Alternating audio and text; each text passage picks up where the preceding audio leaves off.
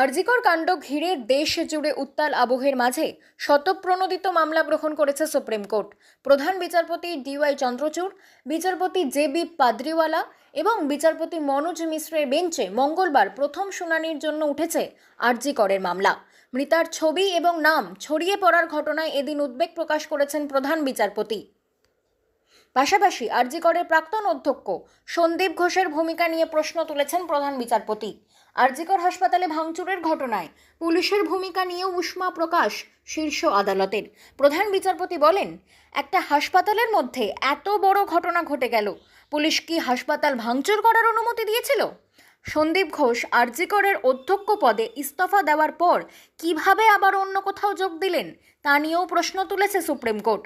বৃহস্পতিবারের মধ্যে সিবিআই এর থেকে স্ট্যাটাস রিপোর্ট তলব করা হয়েছে। প্রধান বিচারপতি মন্তব্য করেছেন, একটি ন্যাশনাল টাস্ক ফোর্স গঠন করা হবে। চিকিৎসকদের নিরাপত্তা সংক্রান্ত বিষয়টি অনুসন্ধান করে দেখবে সেই টাস্ক ফোর্স। প্রথম এফআইআর দায়ের নিয়েও প্রশ্ন উঠেছে এদিন। হাসপাতালের দায়িত্ব ছিল প্রথম এফআইআর করার, মন্তব্য শীর্ষ আদালতের। এদিন রাজ্যের আইন শৃঙ্খলা নিয়ে প্রশ্ন সলিসিটর জেনারেল তুষার মেহতার।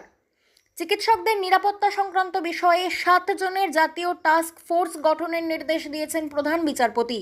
টাস্ক ফোর্স দুটি বিষয়ে পরিকল্পনা করবে। প্রথমত, নারী পুরুষ নির্বিশেষে চিকিৎসা পেশায় হিংসা রুখতে হবে। দ্বিতীয়ত, নিরাপদ কাজের পরিবেশ তৈরির জন্য একটি প্রোটোকল তৈরি করতে হবে।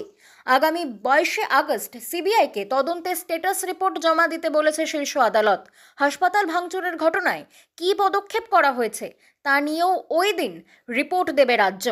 আগামী 23শে আগস্ট এই মামলার পরবর্তী শুনানি রয়েছে। আরজিকর হাসপাতালে নিরাপত্তার জন্য কেন্দ্রীয় বাহিনী মোতায়েনের নির্দেশ দিল সুপ্রিম কোর্ট।